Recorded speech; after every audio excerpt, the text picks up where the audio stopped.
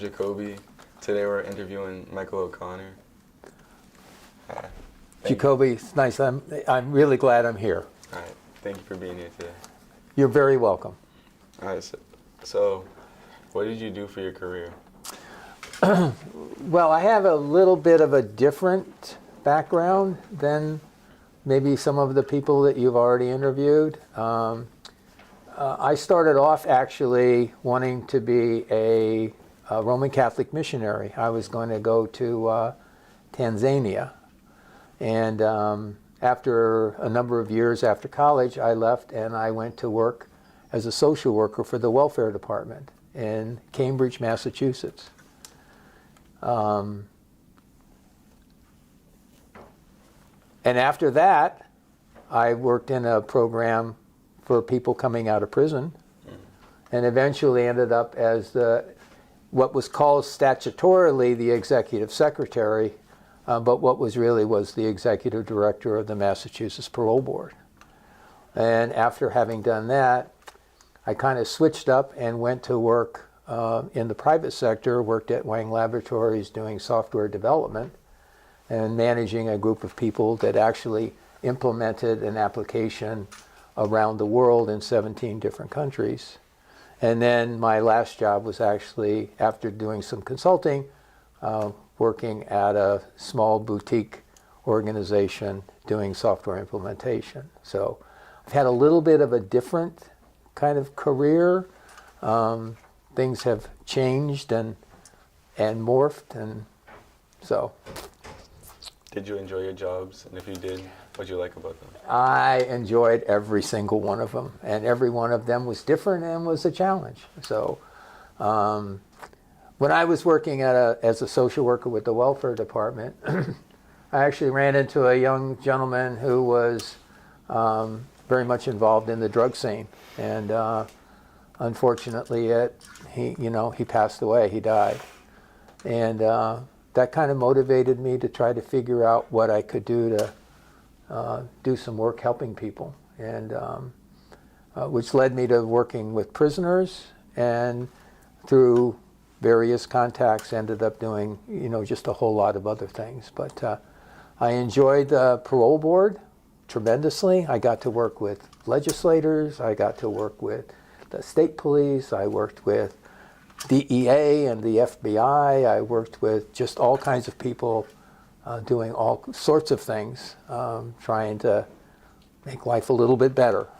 And I enjoyed the software environment because it was new. It was something I had never done before. I had no idea of what that was like and what you needed to do, so it was a whole other set of skills that I needed to develop.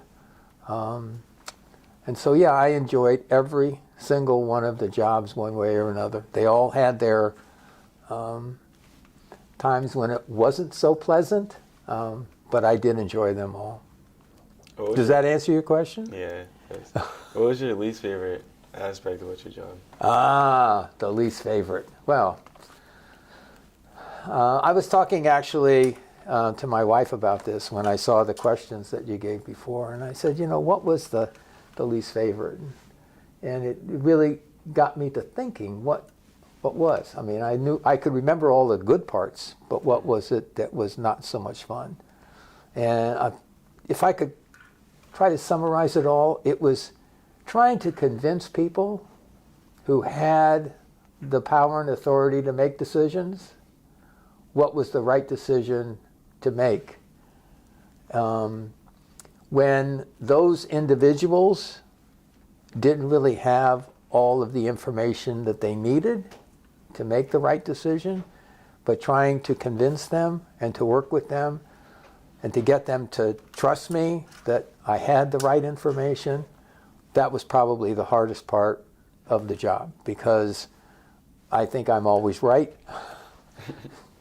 As I'm sure a lot of people think that they're always right, and I'm not necessarily always right, but so that was the hardest part of the job.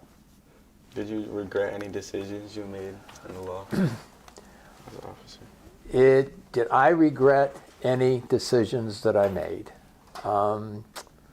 I look back on that and say, of course, you don't always make the right decision 100% of the time. Nobody does that. I wish that when I was your ages, that I had made some different decisions than I made. I wish I had spent time trying to learn how to learn, because if you get a sense of what my career was like, I had to learn things over 60 years of working. So I had to always be on top of things and learn something new all the time. It wasn't like I had a career. I wasn't, an accountant that did numbers all the time that never changed. 1, 2, 3, 4 always is the same. I had to change, and I wish I had spent some time at your ages learning how to learn, because I think that was probably the thing that, as I look back on it, I wish I had done better at. And you always, the thing I always used to tell my staff when I was managing people was, I'd much rather you make a decision than sit there and not do anything. Because once a decision is made, you always have the opportunity to change that decision most of the time. But to take action and be proactive and not just sit around and wait for something to happen, but to be proactive and make it happen. So, but yes, I made a lot of bad decisions. I made a lot of things that I wish I could take back. How often did you deal with people, and what kind of relationships have you kept over time? Well, there wasn't a single job that I ever got that I did not get because somebody knew either me personally or knew of me. So I used to spend a lot of time getting to try to know people.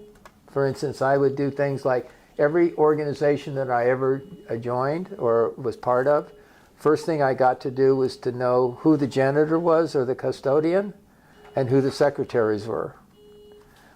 Because even though I might have had a title or been in a position of authority, I really always wanted to know who were the people that really made things happen. And I found in my career that the janitors and the secretaries were the one who knew how everything worked.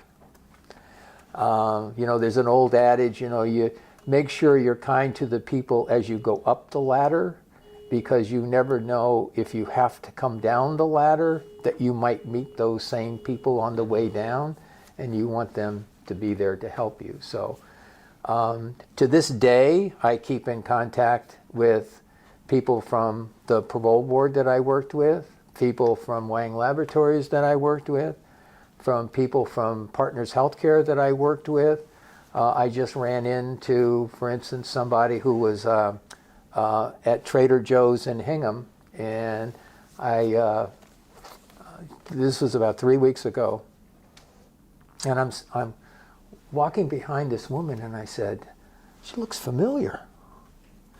And I said to her, Anna, is that you? And she turned around and said, remembered who I was and thanked me because I had given her an opportunity years ago for a job. And she said, I just want you to know that that was a turning point for me, and you really helped me a lot. I almost broke down and cried.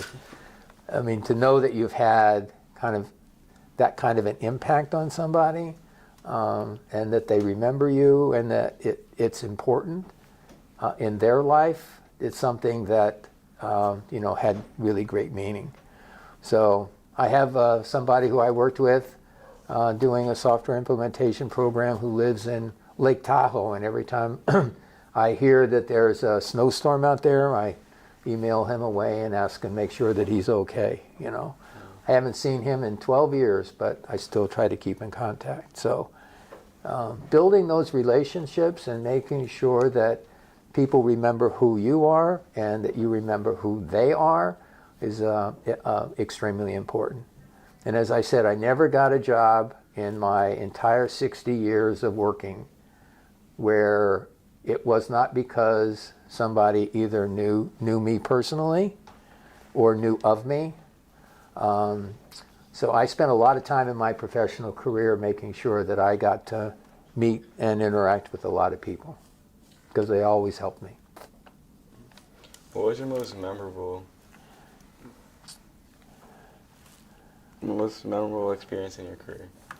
The most memorable? That's a really good question because I have a lot that stick out. But possibly the one where I did something that people said was impossible.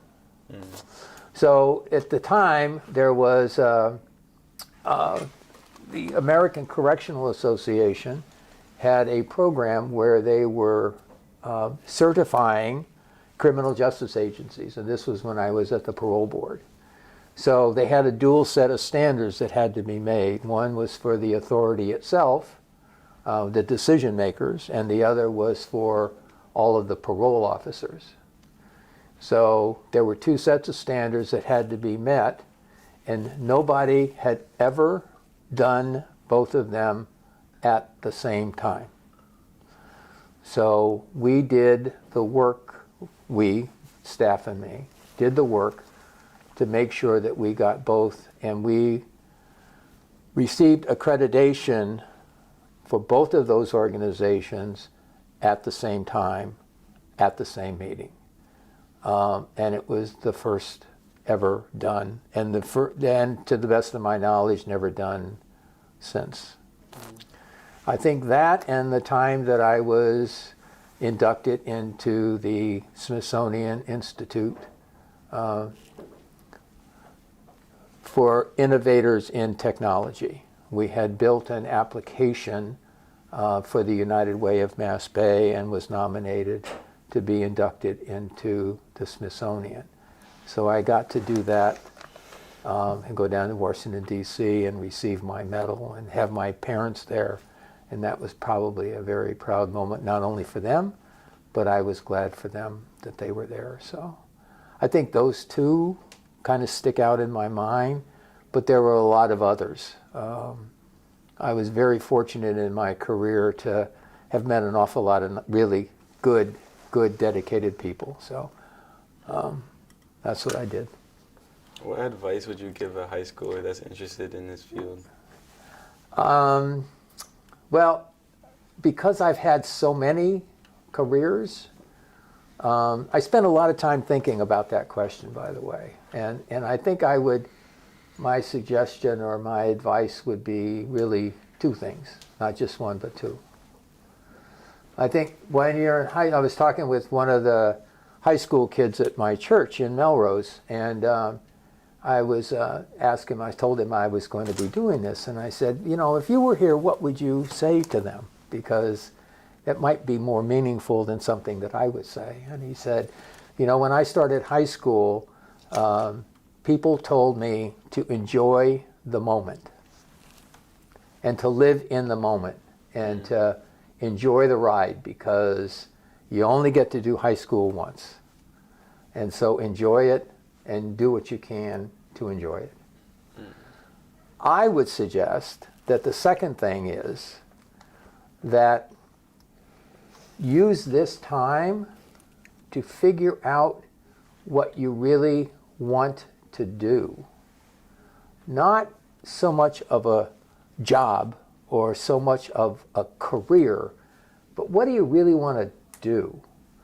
During my junior and senior year of high school, I decided that what I really wanted to do was to try to make this a better world. That's what I wanted to try to do. So that led me into studying to be a priest. It led me into social work. It led me into all kinds of, careers.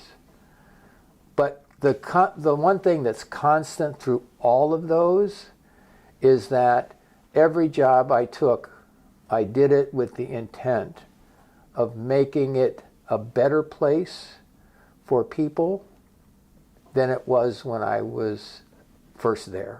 so that when I left something that was better. And that's what I wanted to do. And if you look at every one of my jobs, from beginning to end, that's what happened. I made it a little bit better. And so spend some time thinking about that. Because then what you find, and I'm sure you've had a couple other people who said the same thing, then you don't end up working. You end up doing what's really important and what's really kind of your passion. What is it that you really want to do? And then you'll never work a day in your life. You'll always be doing something to make things better. Yeah. Those would be the two things I would suggest. All right, last question. Could you tell us more about the charitable foundations you worked with? The charitable foundations. Really? That's a new question. I didn't have that. So let me see. That's a good question for another person, right, Ben? Do you think? I can tell you. With charitable foundations? What? Did you work with charitable foundations? Yeah, I did. Oh, okay. All right. I did. It doesn't come up. I didn't say that when I responded, but yeah, I did. I worked for the United Way of Mass Bay. The United Way in Boston, I worked for. It's a charitable organization. We used to raise $50 million a year, and we would distribute that to organizations. And in fact, it was because of that job and the application that we built to be able to show how money was distributed that led me to the honor of being inducted into the Smithsonian. And the other job that I had was working for Partners Healthcare. And Partners Healthcare raised anywhere between $350 and $400 million a year. And my job was to manage the group that oversaw the application that managed all of those transactions. So, yeah, I worked with both of those. And what we've also decided, my wife and I mean, what we're doing is we're giving money that we've been fortunate enough to be able to accrue. We're giving it away. We're giving it to people. We're giving it to organizations that are doing what we think to be doing the right thing. So that's what I've done. All right. Thank you for taking time to talk to us today. It was really enjoyable. Nice meeting you too. Nice meeting you.